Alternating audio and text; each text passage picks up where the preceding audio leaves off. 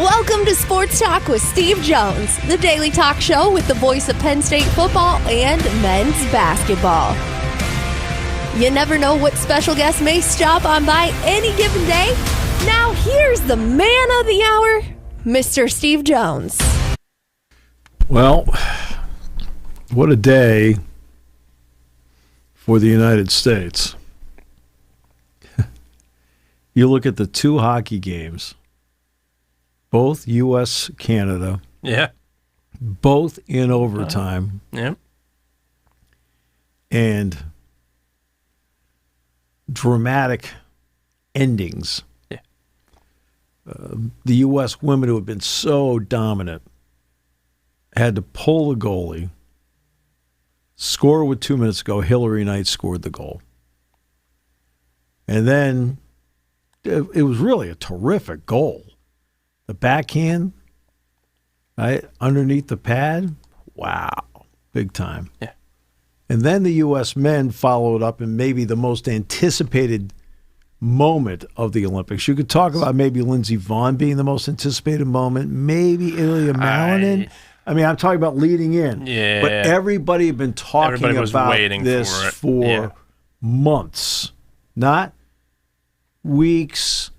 Okay? The vast majority of America didn't know who Ilya Malinin was before the Olympics. The vast majority of America did know who Lindsey Vonn was. Okay, but the U.S. hockey team, especially the way they set it up with Four Nations last year, and the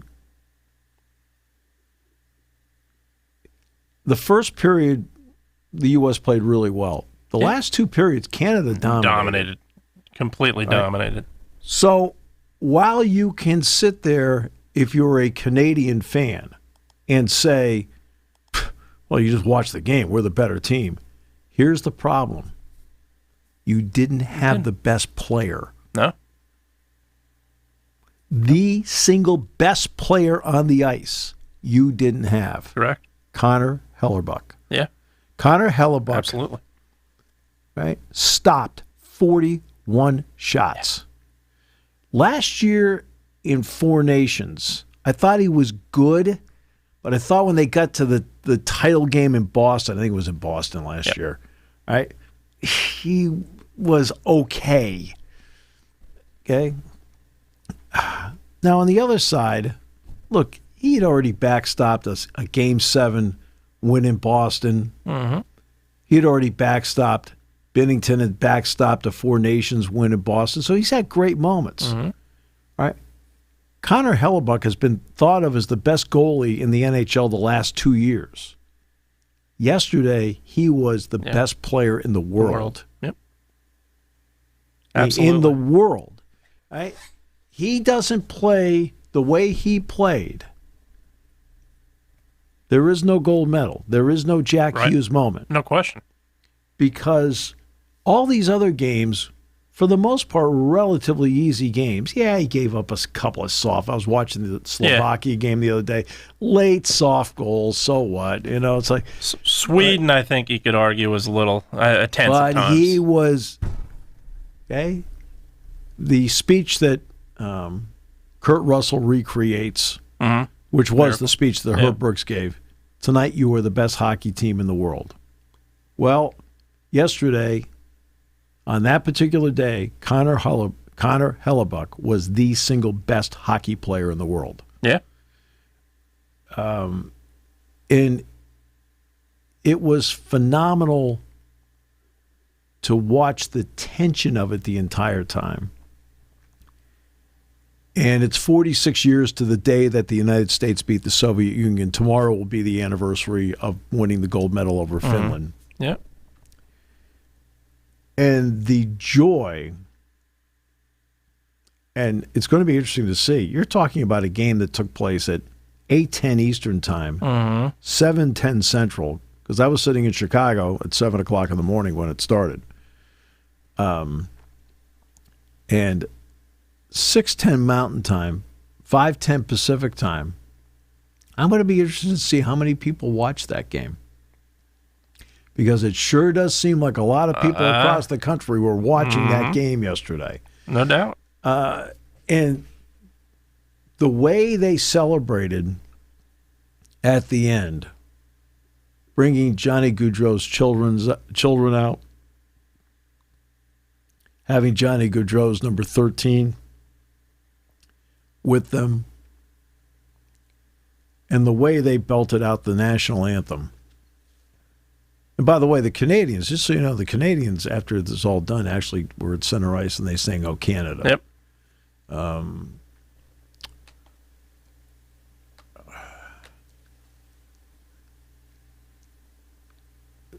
I will say this: the Canadians could have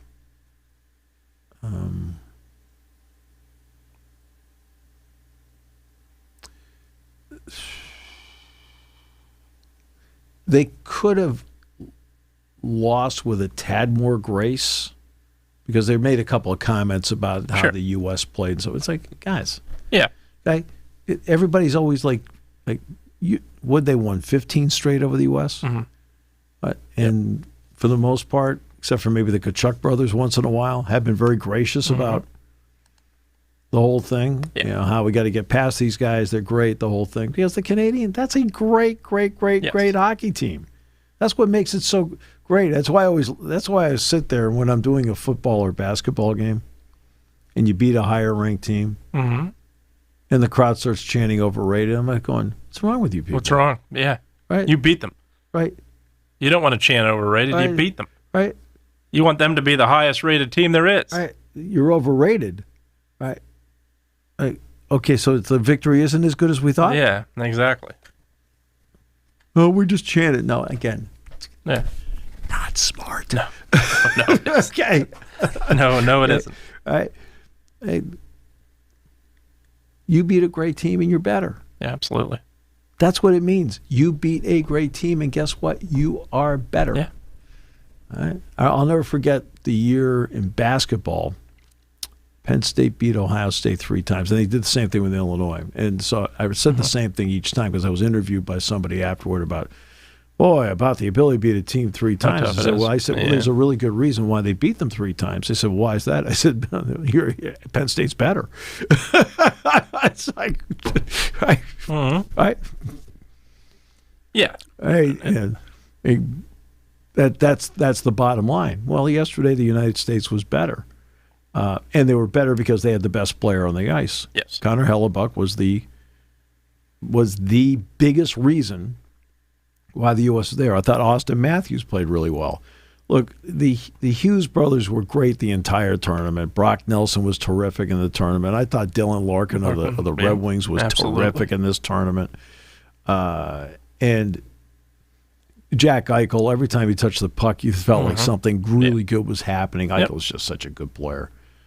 But the way they celebrated was, the way they sang the national anthem, the way they went into the locker room. I mean, everything about it. There's a certain segment of the country that doesn't like when people, they don't like how they feel over the top U.S. athletes when they celebrate being an American. But it's okay when the Italians do it. Sure. It's okay when the French do it. Messi does it in the World Cup. Right. It's okay. Sure. That's okay. But if an American does it, no. And I always love, what's the term, jingoistic? Yeah. When they talk about, it's like, come on. Yeah. Right? It's okay to be proud of these guys. It's okay to be proud of the front, be proud of the front of the jersey. Come on. Yeah. It's awesome what they did. Yeah. Right? And they have represented the country with dignity. The U.S. women represented the country with dignity. And they all did. Alyssa Liu, Michaela Schifrin, So it was a great day, and it was interested for a day to see how the country was fixated on hockey. Together. Right? Together, I think. Because you know how much I love hockey. Yeah. So love hockey. Yeah. And that's why the schedule's going to work out, I think, in such a way where the last 2 Penn State hockey games at home before the playoffs are going to be on that Thursday, Friday next week. Yep. Right? I'm going to make it over to one of them. Nice. All right, because I love hockey. Yeah, I've gotten 2 this year, and I'll tell you what, one being the stadium game, obviously, but there's the passion you have for it is incredible. And yesterday was just it's a moment I think that obviously huge for the players, huge for the coaches. How about doing the game without commercials? That was amazing. That's how quick it was, and that's incredible. That's a great point. The other part of it just being the reality that a lot of us weren't alive for the miracle. You weren't around for it. I was. I was not. I was just barely missed it. I was. If I just a shade earlier, I would have saw it, but no, I missed it. I was 22 at the Born time. in October, so I missed it. Okay, that night, 20. Okay, I'm 22. I'm only 7 days away from graduating from Penn State. Yeah. Commencement was going to be March 1. Right. Okay. And I'm working at the college radio station, which unfortunately, for those who want to talk about what a learning experience is, I probably learned more there than I did in a classroom. But hands-on, no doubt. But I had access to it and I used it. Yeah. Yeah, that's a tip for anybody that wants to get into radio, by the way. I was working that evening, and my shift was done at 6 o'clock. Mm-hmm. And so, we have the teletype. Well, the last thing I do when I'm done, because the game started at 5 o'clock Eastern time. And that was in America. It was Lake Placid. Right. It started at 5 o'clock Eastern time. And so I announced on the 6 o'clock sports on WDFM that it was 2-2 at the end of the first period. So that part I knew. And they used to have, I think it was probably the first sports bar in this area, or sports restaurant, theme restaurant. It was on Pew Street. It was called the Press Box. Nice. And I went down there and I watched the game. Now, the first period I knew. The rest of the part I didn't know. And watched the rest of it there. And it was like the same thing you're watching at all these videos across the country showing one bar after another, right? Or one restaurant after another. Yeah. People watching games yesterday, right? And when the U.S. won the game, everybody's hugging everybody, right? Because, they did the impossible. Exactly. And that's, 46 years, excuse me. 46 years, 1980 to, can't add. But I'll tell you. How do I end up in response with these people? 46 years. 43 years is... a guy that can add. 43 years is where... One guy that can add. One. But people have waited a lifetime and you finally get the chance to see it. Yeah, it's incredible. I think look at... And what strikes me is this. We talked about how they felt and kept telling everybody about how they felt about the country. These are professionals. Mm-hmm. You always felt that there was a difference in attitude between an amateur and a professional. Yeah. No. These are pros. Yeah, not a chance. Austin Matthews plays for the Toronto Maple Leafs. Yeah. Okay? Yeah. He plays for the Toronto Maple Leafs. Absolutely. Right? They brought Johnny Gaudreau's jersey out, his sweater out yesterday. Johnny Gaudreau actually, he finished up, unfortunately he'd still be playing with the Columbus Blue Jackets. He actually played the majority of his career with the Calgary Flames. Yeah. Yes. Right? And, Jack Hughes' younger brother, right, was dealt by the Vancouver Canucks to the Minnesota Wild. He spent most of his career with the Vancouver Canucks. Yep. Right, no doubt. They're playing over on the other side of the border, right? And, look, Austin Matthews is trying to win a Stanley Cup for Toronto. Yeah. But, the country means something to them.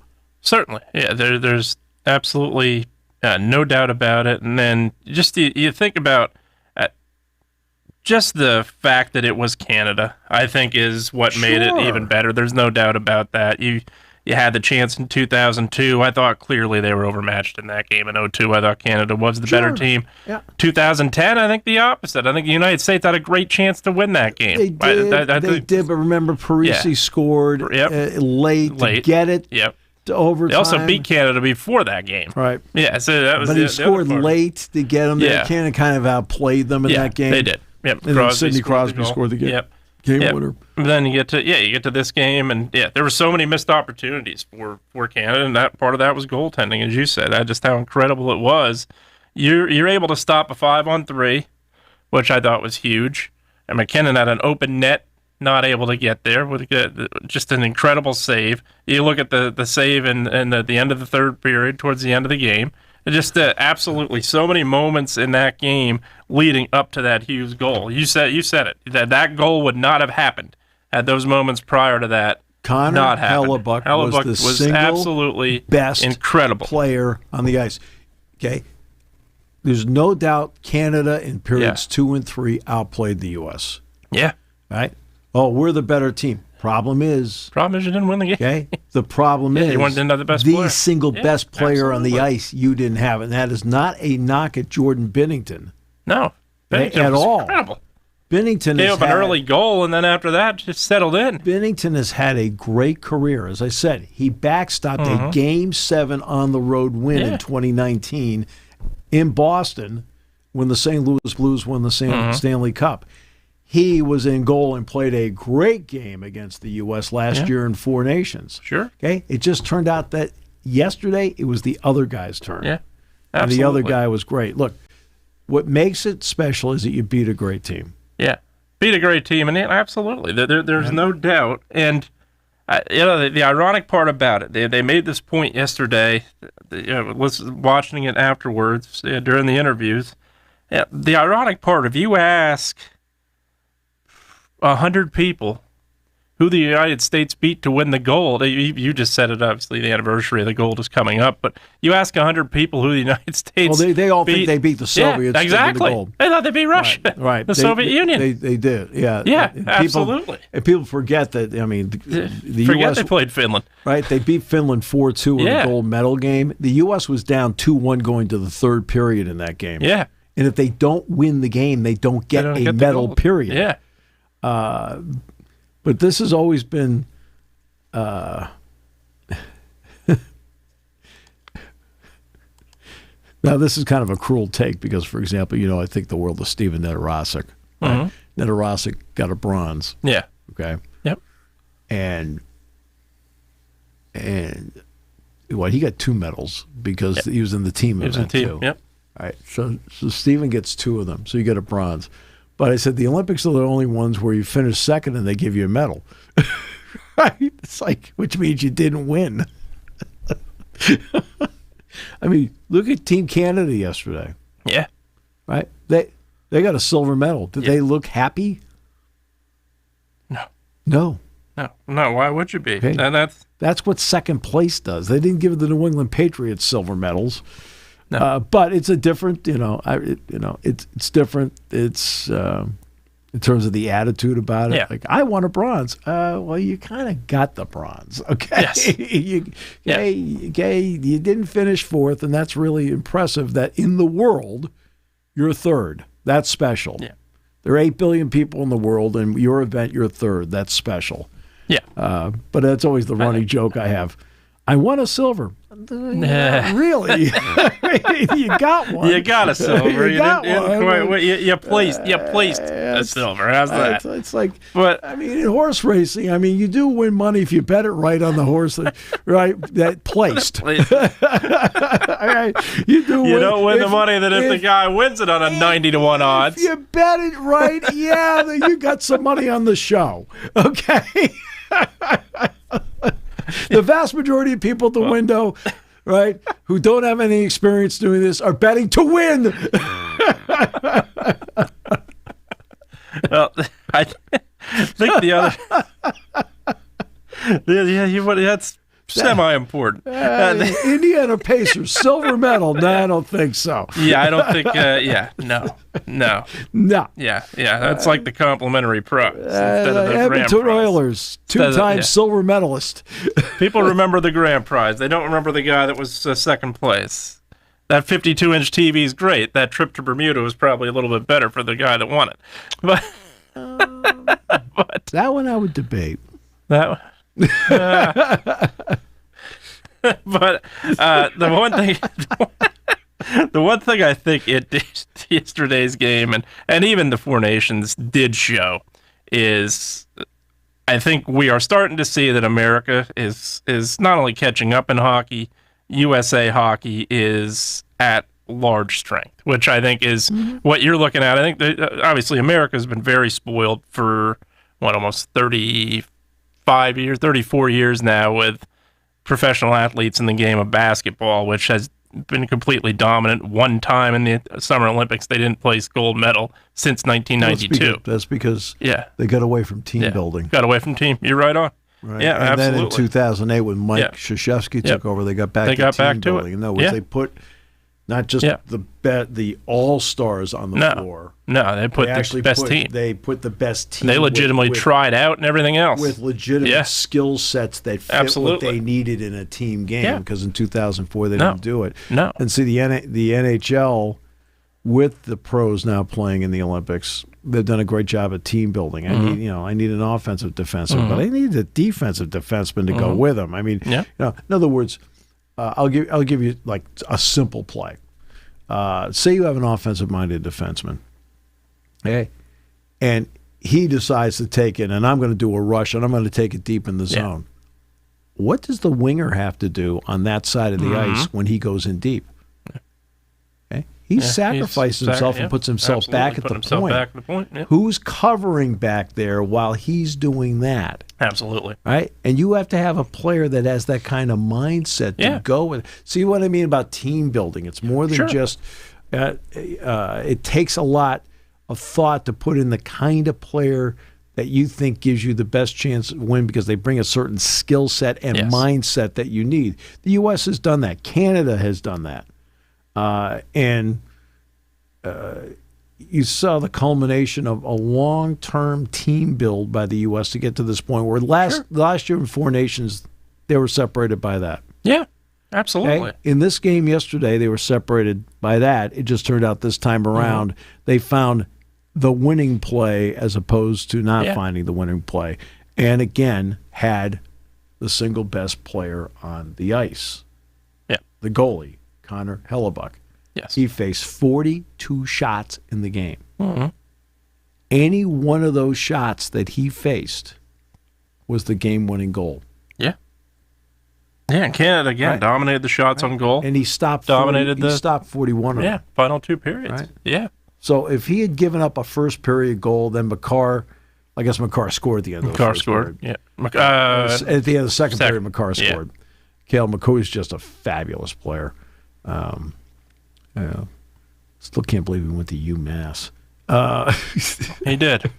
Oh no, I've seen his jersey up in the rafters up there at the Mullen Center. I'm like going, God, he went to. I said to Dick, Cale Makar went to UMass. It's not like UMass a bad school, but you just don't think about it. Like he didn't go to BU, he didn't go to Minnesota, he didn't go to Penn State, he didn't go to he didn't go to Harvard. But yeah, it's what happened yesterday was remarkable. It was remarkable how the country rallied around them in total. Like I said, there's some people out there that don't like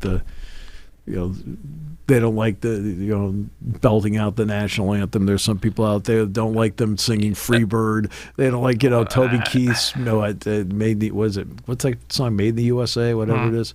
Okay. Okay, fine. You don't have to like it. Okay. Vast majority do. Yeah, right? And you wear some knockoff shirt that's made in a foreign country today. Made in America. But yeah, is that made in America? This probably is. I assume. Probably. Oh no. It's a legitimate shirt. I can tell you that much. Go off camera, check the tag. It's a legitimate. Go off camera and check the tag. I want to know. Let's see here. What do we got here? Just make sure. I think I'll tell you what. It may not be. I think it is. And in the defense of Under Armour, Nike would have the same issue. Yes, Nike does have the same issue. Yeah, it is. It's actually Vietnam. So, but I saw the V. I was like, let me double check it. Kind of American. I'll tell you. It's got the flag on. It's got everything else. It says USA right on it, but it does not mean the USA. It has most of the stripes. I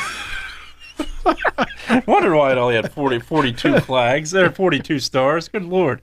But good Lord. But no, that's a...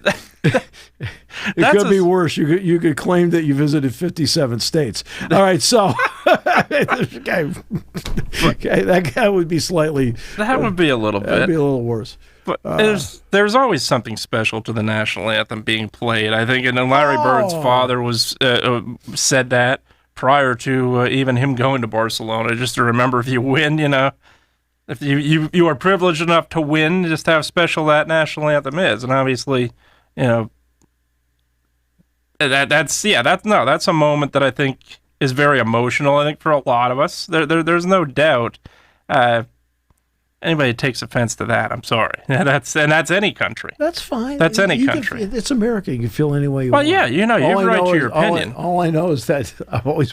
But I'm saying I've always been a proud American, and I love when these things happen. Yeah, and it's your right to feel however you feel. There's no doubt. But I don't put down anybody who doesn't feel the same way. But I love it when something Penn State happens. I love it when something the United States does. I love it. It's just the way I've been wired my whole life. Right? Absolutely. And I don't care what sport it is. I may not sit there and know much about aerials, but if they sat there and they win a medal, I'm like for it. Short track, speed skating, okay, all right, that looks good. Absolutely. They won a medal, I'm all for it. Anything here at Penn State, like we've had what a run. Guy Godowski, 250th win. Mark Pavlik, 700th win. The McKenna game the other night where he had a goal and 7 assists. And the game winner, which was next level in overtime. 50-0 in wrestling. Yeah, it's incredible. You're trying to do something that Penn State's never done. Yeah. And that's win 5 straight national titles. Yeah. First things first, the Big Ten. Big Ten's here. Let's see if they can get all 10 at the end of next week. I mean, to me, there's so many exciting things to talk about. Yes. I'll say this: football has done a great job of getting the coaching staff out there. Now this week they're going to get the players out there. Yeah. Which is they're going to do that on Wednesday, which is great. No doubt. Right. Yeah. And look, if I'm them, I bring back an old tradition. I print programs because people are going to sit there and go, I'll tell you what. Okay, I know 52 is Ruley. Who's 53? And I'll tell you what, and people have complained about it, and they have a right to. First of all, one message. Larry Bird's father passed away. I know that. 1975, I know that. I did not want to correct you. I know that. No, he did. I know that. Yes, I know that. He took his own life. Yes, he did. Okay. Yes, I know plenty about Larry and Magic to know that. So just so you know, but this was during the 1960 Olympics. He said that, by the way. I did not want to correct you. No, you're right. No, I knew that. Okay, I did know that. Sure. That's the reason I didn't correct you. I just let it go. I knew saying prior to Barcelona, people were going to say, I think it was 1992. But yes, no, he died via 1975. Yes, he took his own life in the garage. Took his own life. Unfortunately, he owed money, and that's ultimately what happened. But yes, that was. But yes, he did. But the complaint that I think a lot of fans say, and then look, Penn State's never going to go back to this. Nobody, I don't think, is ever going to go back to this. They miss the days of the hard ticket, and so do I. You want to know why I think they miss the days of the hard ticket? Because people want to have a souvenir and save it. Exactly, for memory. Right. I mean, and that's, for example, when I went to Game 2 of the 2004 World Series, and it's the only World Series game I've ever been to. I mean, I don't have chances to go to things like that, schedule-wise especially. Okay.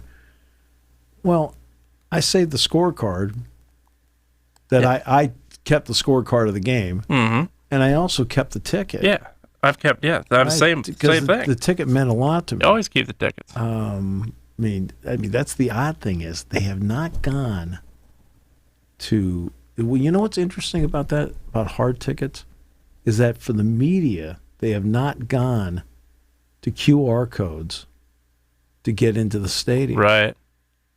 We still have to wear. We still have the credential passes. So I've got credentials from everything. I mean, hard, and that's something hard copy credentials of all the college football playoff games. Yep. Of the Rose Bowls, the Cotton Bowl, the Fiesta Bowls, the Orange Bowls I've done, Peach Bowl. I mean, all these games I've done in my career. NCAA tournaments, I've got all of them from the NCAA tournaments I've done. Yep. And the NIT championships, things like that, including 2009. I actually got a piece of the net, which was cool. That's awesome.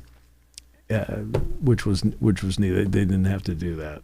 Yeah, that's awesome. I didn't cut it. It was given to me. Nice. Right? Which was still nice. very cool. But I think it was the practice net, the BJC, but no, I'm just kidding. No, it was the one in the card. I got it that night.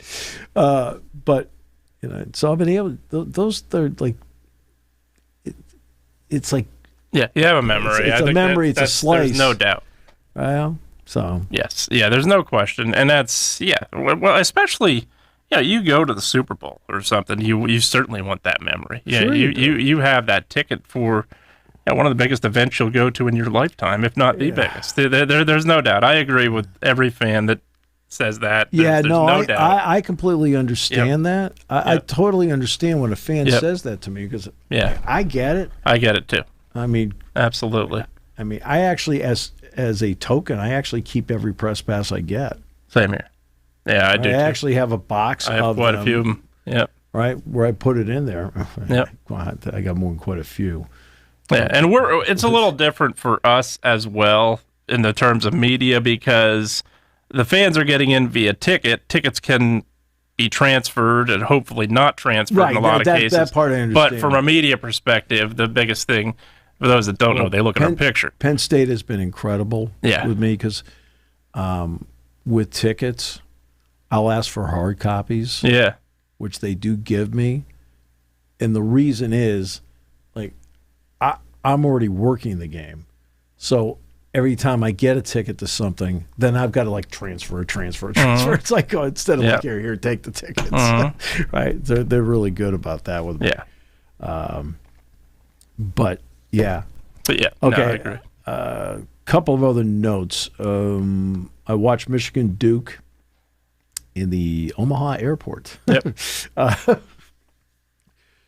I've flown the last 3 days. I flew out to Chicago, Omaha on Friday, flew back to Omaha on Friday night or Saturday night, and then flew back here yesterday morning because in order to beat the storm, Kyle Leff and I changed all our flights so we could get the first flight out of Chicago yesterday morning.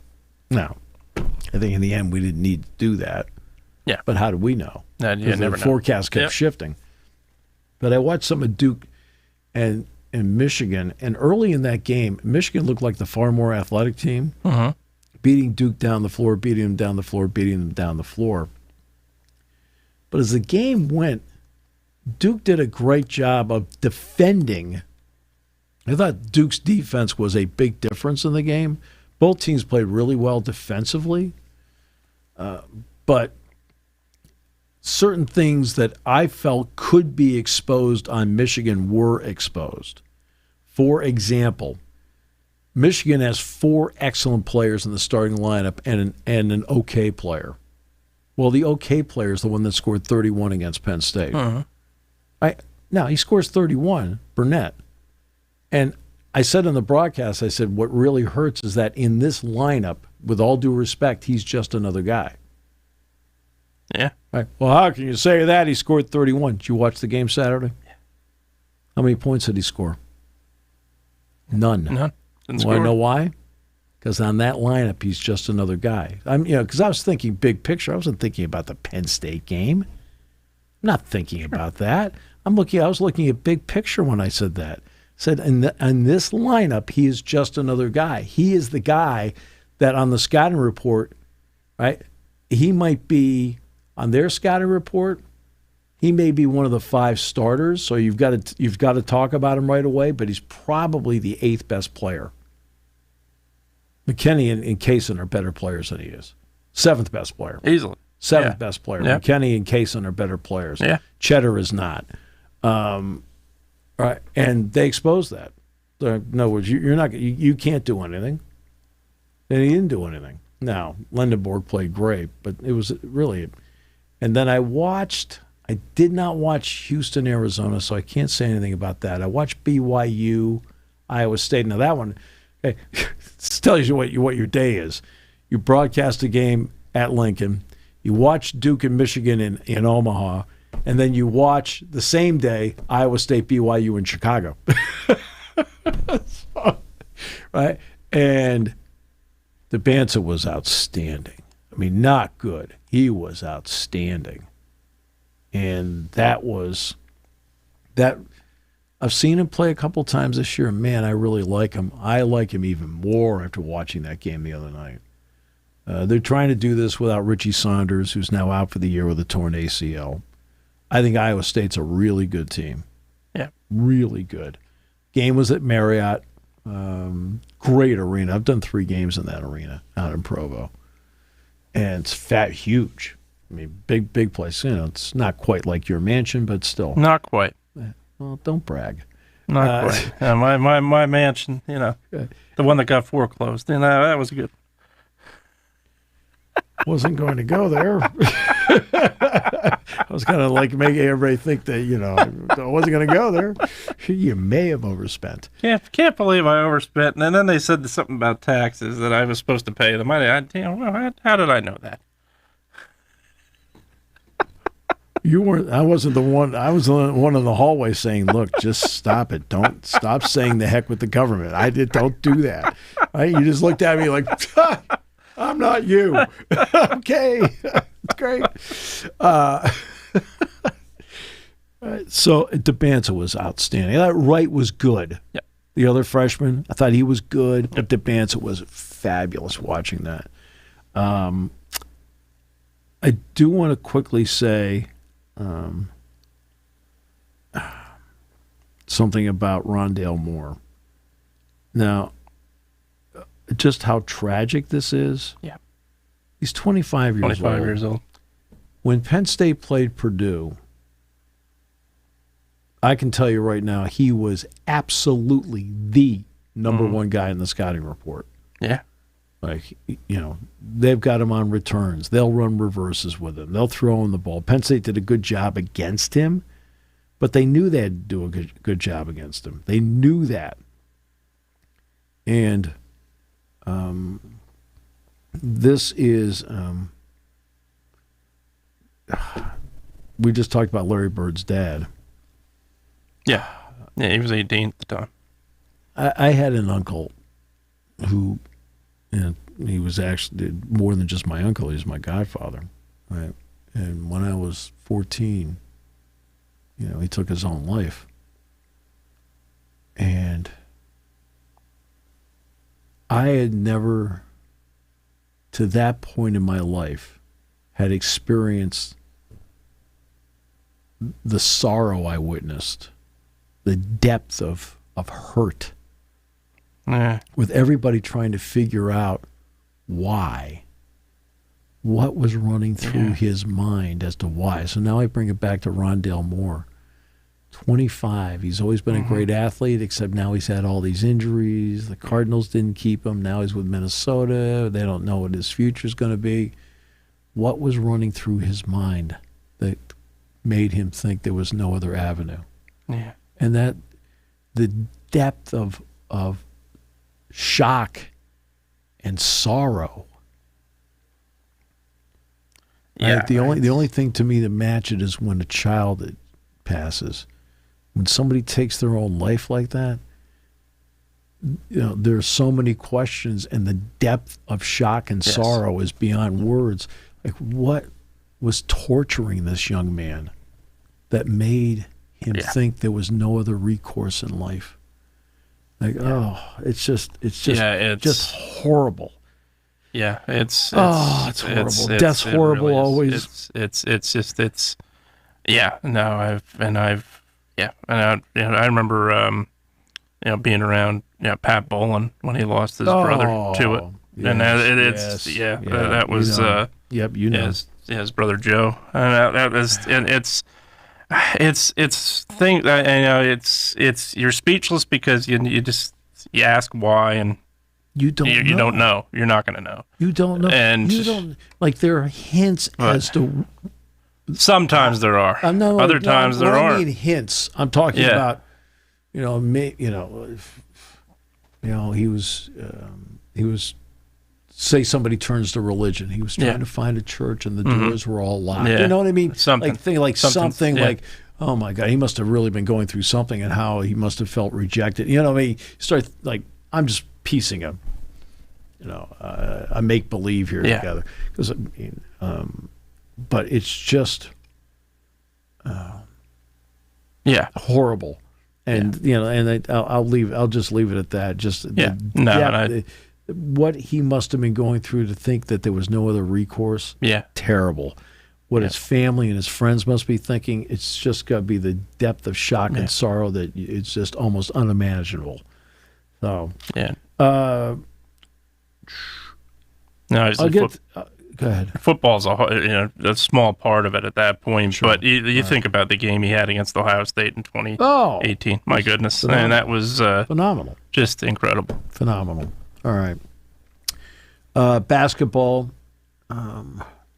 Saturday, Nebraska's playing at home. They're great at home. Incredible, no. Price Samford was outstanding. He had more freedom to do things compared to what he had against Iowa because they put Bennett Sturtz on him, and Sturtz did a phenomenal job on him. Stanford still had 13 points in that game, but it was a 57-52 game. And as I said on the broadcast on Saturday, I said, when you were a neutral fan watching that game, of which I was the definition of a neutral fan, I was watching the game to scout the game. That was as aesthetically unpleasing a basketball game as you're ever going to watch. It was like, oh, geez, come on, let's go here.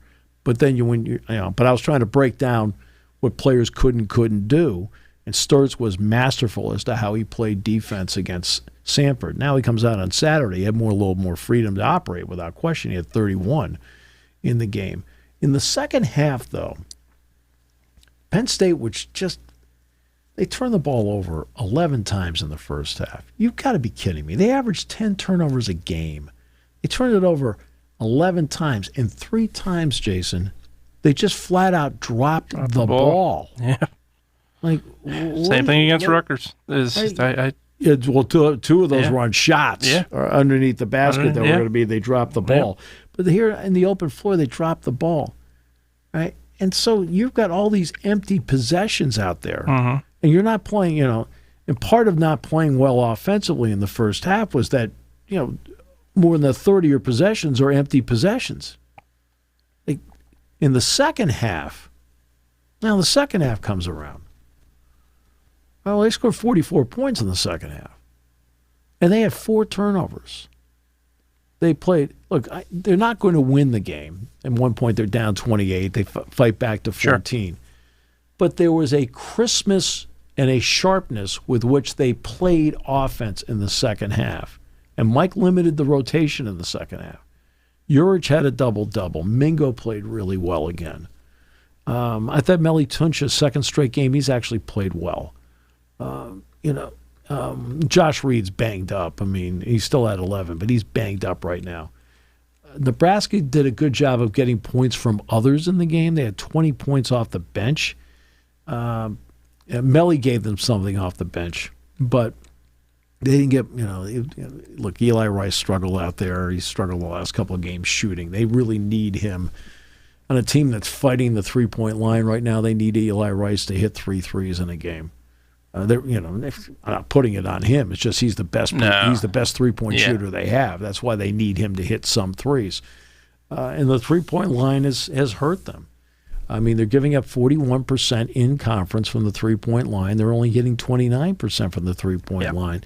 They're giving up the difference between Penn State and the Big Ten opponent is 12.5 points per game from the three-point line. It is very difficult to start out a game already down 12.5 to nothing.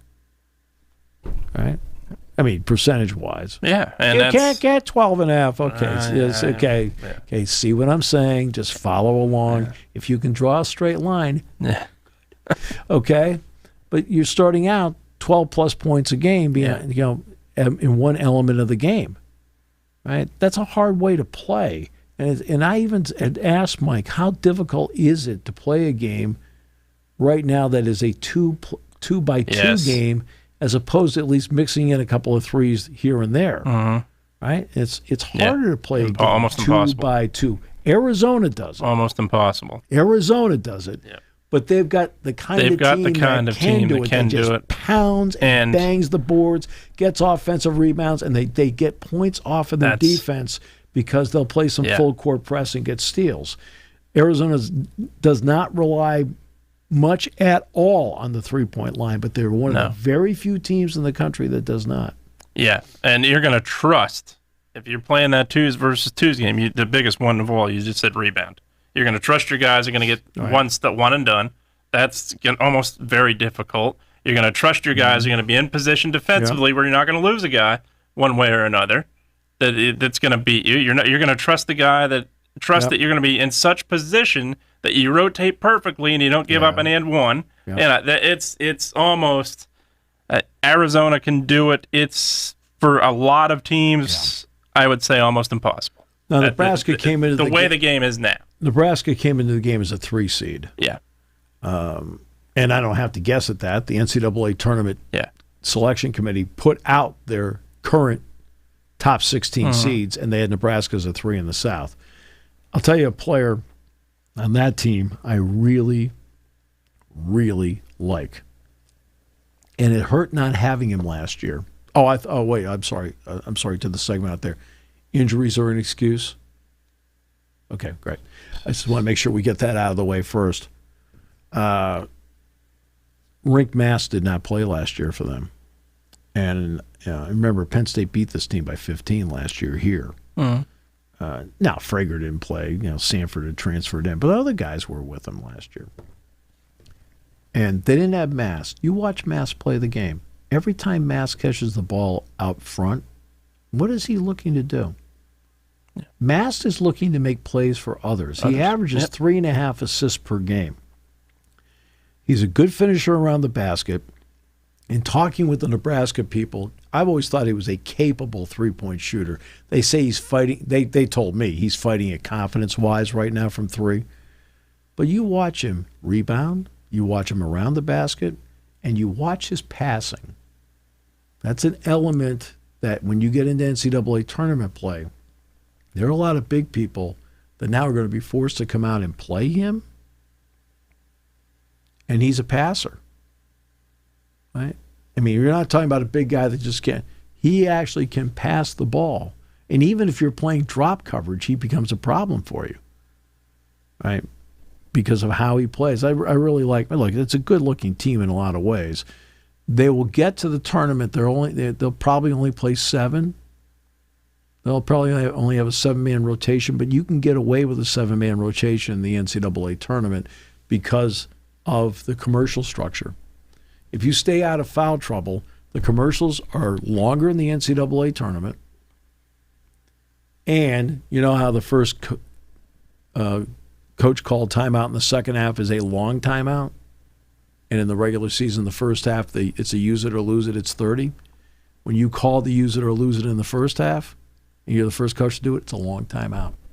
So there's extra timeout time, so you can play a 7-man rotation in the NCAA tournament with the right 7 guys, of course. And that's why you see most coaches reduce their rotations in the NCAA tournament to the guys they ultimately trust because they can get away with it because of the timeout structure. But I'm sure the guy that tells you that injuries are an excuse already knew that.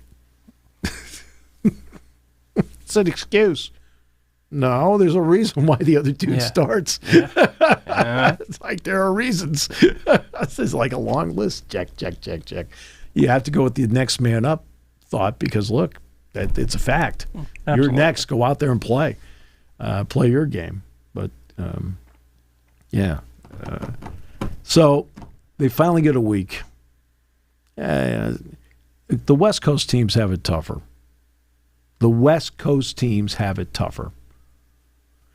Because they've got to make all these trips all the time. I mean, for Penn State to play 5 out of 7 on the road at one point, with the West Coast trip being the last part of it, which then turns into 3 out of 4 on the road, where you go west, come back, home game, go back out halfway across the country. They went 8,000 miles in 10 days. Now, West Coast teams have it worse. But boy, that's a kind of schedule that lacks common sense. I don't understand why you sit there and have a team go west.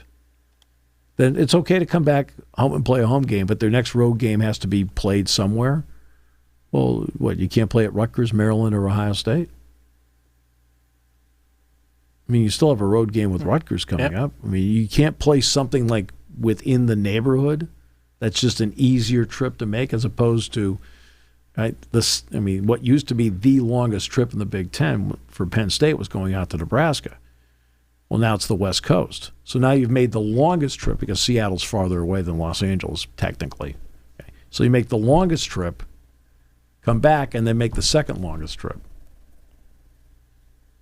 Right? Look, Western teams run into this. Those 4 West Coast teams, that's why I find it very, very difficult. I mean, UCLA's handled it in women's basketball, but there's a reason why they've handled it. You want to know what the single biggest reason why UCLA and women's basketball has been able to handle this better than anybody? They have more talent. All right, so Helps. When you have the most talented team in the conference, you've got a better shot.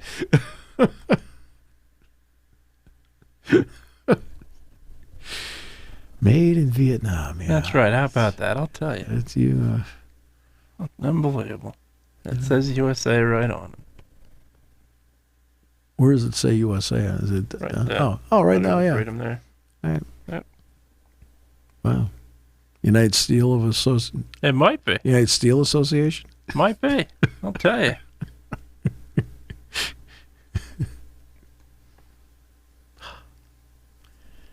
I have to give you credit. If I were sitting there doing story time with Steve, I could not invent you.